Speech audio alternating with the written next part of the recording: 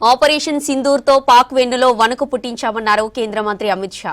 భారత సైన్యం శక్తి, ప్రధాని మోదీ దృఢ సంకల్పం ప్రపంచానికి తెలిసిందన్నారు. అసోం అభివృద్ధికి బీజేపీ సర్కార్ కట్టుబడి ఉందన్నారు. ప్రతి రంగంలో ఇండియా ప్రగతి పథంలో దూసుకుపోతుందన్నారు బీజేపీ నేతలు.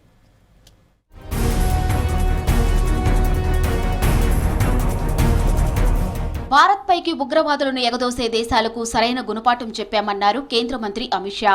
స్వాతంత్ర్యం వచ్చాక తొలిసారి పాక్ లోపలికి 100 కిలోమీటర్ల చొచ్చుకెళ్లి దాడి చేశామన్నారు. పాక్లోని టెర్రరిస్టు క్యాంపులను ధ్వంసం చేయడంతో భారత సైన్యం శక్తి, ప్రధాని మోదీ దృఢ సంకల్పం ప్రపంచానికి తెలిసిందన్నారు. గుజరాత్లోని గాంధీనగర్లో పర్యటించిన అమిత్ షా ఆపరేషన్ సింధూర్తో పాక్ వెన్నులో వణుకును పుట్టించామన్నారు. భారత మన మిసైళ్లను పాక్ గుర్తించలేకపోయిందన్నారు అమిత్ షా. पीओके में मुजफ्फराबाद, कोटली, भावलपुर, मुरीद के पाकिस्तान की सीमा में 100 किलोमीटर अंदर जाकर हमारी सेना ने आतंकवादियों को जवाब देने का काम किया है।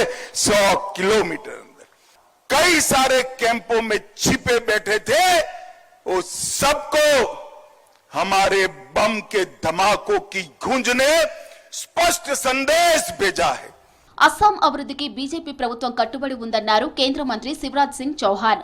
అసోంలో పేదరిక నిర్మూలనకు నిరంతరం కృషి చేస్తున్నట్టు చెప్పారు. స్వయం సహాయక బృందాలు, ప్రధానమంత్రి విశ్వకర్మ యోజన, ముద్రా స్కీమ్ సహా అనేక పథకాలు అమలు చేస్తున్నట్టు తెలిపారు.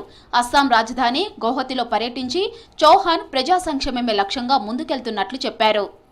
गरीबी मुक्त गांव जहां गांव में कोई गरीब ना रहे, बहने सेल्फ हेल्प ग्रुप के माध्यम से, कारीगर पीएम विश्वकर्मा योजना के माध्यम से, नौजवान मुद्रा बैंक की योजनाओं के माध्यम से अलग अलग योजनाओं को लागू करके हम कोई गरीब और बेरोजगार ना बचे, इसका प्रयत्न भी करेंगे.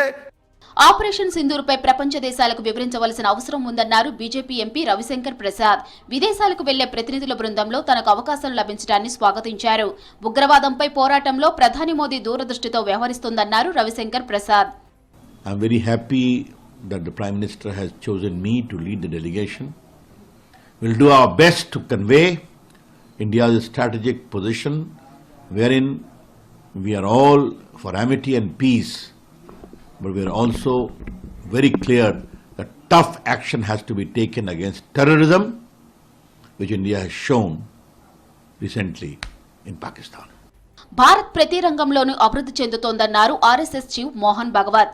భారత్ ఏ దేశంతోనూ శత్రుత్వం కోరుకోవడం లేదన్నారు. కానీ ఎవరైనా ఇండియాలో అశాంతికి, ఉగ్ర చర్యలకు పాల్పడితే తగిన బుద్ధి చెబుతామన్నారు.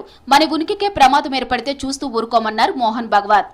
భారత్ సబ్ క్షేత్రోं में प्रगति करेगा, करना ही चाहिए.